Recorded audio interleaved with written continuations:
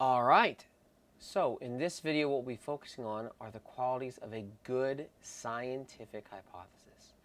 Now, this concept can be a little confusing for students at first because just because something's creative or if it's novel or if you think it's brilliant, that doesn't mean it's actually a good scientific hypothesis. A good scientific hypothesis ultimately has four specific qualities or attributes. Okay? The first is that it's a logical extension of prior research. The second is that it is testable and has measurable variables. The third is that it is a falsifiable or refutable prediction. And then the fourth is that it is an existent or positive prediction. All right, so what do each of these things actually mean? Okay, let's take this first one right here. A logical extension of prior research. What this is essentially getting at is that you need to be basing this hypothesis upon evidence.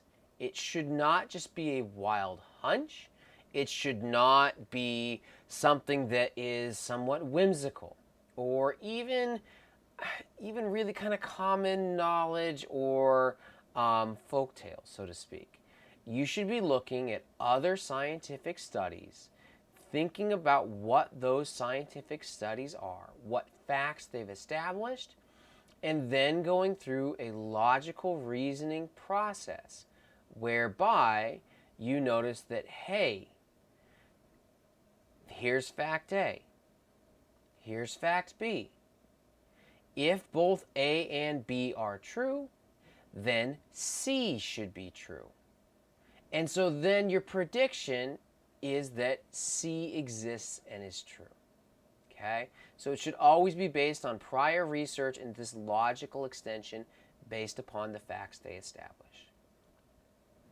The second is that your hypothesis is testable and has measurable variables.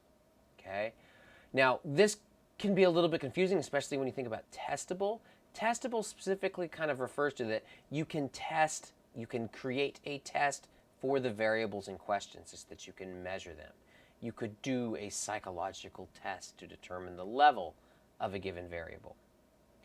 Now, the reason this is important is because if you are going to say C exists, you have to be able to go out and measure whether or not it does actually exist. Not to pick on Sigmund Freud too much, but when we talk about things like repressed memories or the ego or superego or id or these entities that exist entirely in the unconscious that we could never ever possibly access or measure and then also prove or disprove to exist. Okay? So if you're making a hypothesis that, say, A causes B, you need to be able to go out there and measure A. You need to be able to go out there and measure B. The third quality is that your scientific hypotheses need to be falsifiable, also known as refutable predictions. So, what this really means is that it's possible to measure your variables and have that measurement show your hypothesis to be wrong. Your logic can't be circular. You have to be able to conceive of some way, of some situation, some counterexample that's inconsistent with your hypothesis. So, for example, if your hypothesis is that A is related to B, these two variables are positively correlated, you must be able to come up with a situation that disproves that. A and B show no correlation. A and B are not related. If the hypothesis is that A will always cause B, you have to, in theory, be able to go out there and measure A, and if B doesn't occur, in theory, This would be a situation that is capable of disproving or refuting or falsifying your prediction or your hypothesis. Again, not to pick on Sigmund Freud too much, but if the hypothesis is that you have an area of your unconscious mind, the id, that is responsible and causes these different urges, but then you can never actually measure the existence of the id, which actually kind of goes back to the second criterion. These inner two are really tightly related. But you can never, show that the id doesn't exist because it's theorized from the get-go to be completely inaccessible and unmeasurable. Well, then you can't falsify that. We could just as easily say there are pink unicorns that make you happy, and we couldn't disprove it because we could never access or measure or show the pink unicorns not to exist. The last part of a good scientific hypothesis is that it is an existent or positive prediction. Okay?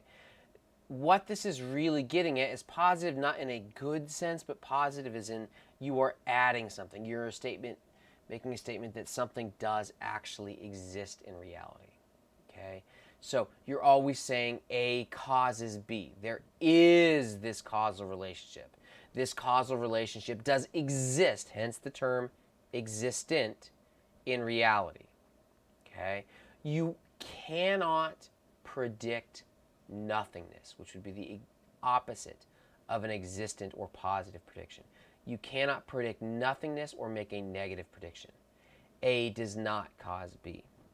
There is no relationship between these two variables. You're always trying to say something does exist because then you can go out and test whether it's true.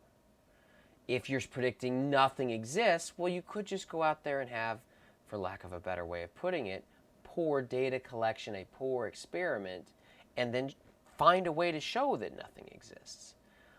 Plus, when we get into null hypothesis testing and frequentist statistics, as we will, you can't test nothingness. Or rather, you can't disprove a positive prediction, and that poses problems. So in sum, all research needs to be a logical extension. All hypotheses need to be a logical extension of prior research. They need to be testable and have measurable variables.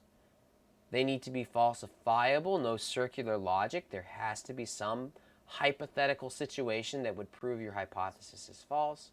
And you have to make a prediction that something exists, whether that be a relationship or a causal connection. You can't make a negative prediction and predict nothingness. All right, catch you later.